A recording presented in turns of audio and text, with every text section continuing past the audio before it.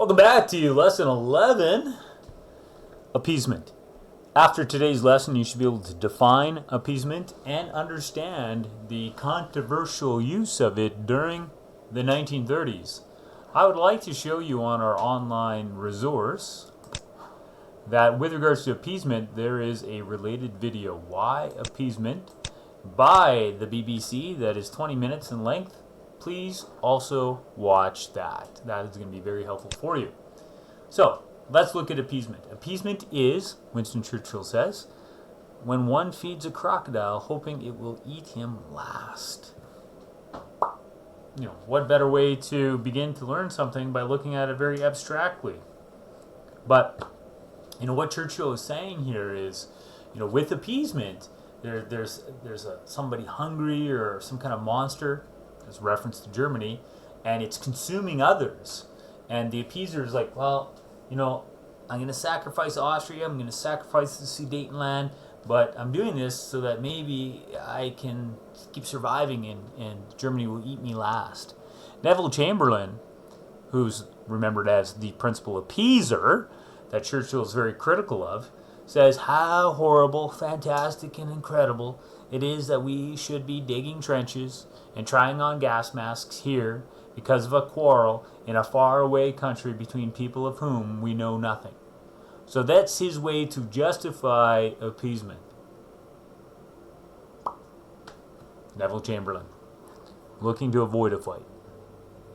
Appeasement was British policy towards Hitler through the 1930s. It involved granting Hitler's demands in the hope that he would eventually become satisfied. There are a number of arguments in favor of such a policy. Britain was afraid of communism, and Hitler was standing up to communism. Therefore, many in Britain supported Hitler's actions in this way. Maybe Hitler can be our shield against communism. No one wanted another world war after the devastation of the first. Therefore, appeasement was a method to avoid war. Britain could not fight another war. The equipment Britain had was terribly out of date, and Britain did not have sufficient numbers to keep up a long war alone against Germany. Britain could not count on the support of the Empire, the Commonwealth, or the United States against Adolf Hitler and the Germans. Therefore, a war would likely result in Britain losing. Britain was dealing with economic problems linked to the Great Depression, and a war would be very costly and distraction. Therefore, appeasement would allow governments to focus on the problems at home. It's not the right time to invest so much in foreign policy when the domestic policy needed some economic attention. Many Britons felt that the Treaty of Versailles was unfair and that maybe Hitler was doing something that was justified. Public opinion tended to support the British government's position of appeasement. This connects to Hitler's foreign policy that included Lebensraum, the idea that the living space that the Germans wanted looked a lot like the manifest destiny of the Americans, and at a time when the British Empire covered a quarter of the Earth's surface, it's really hard to justify that they can't while we have. Appeasement was British policy towards Hitler in the 30s. It involved granting Hitler demands. Here's the arguments against it. The more Hitler succeeded, the more he demanded, which kept encouraging him. For every victory Hitler had, he was able to demand more next time.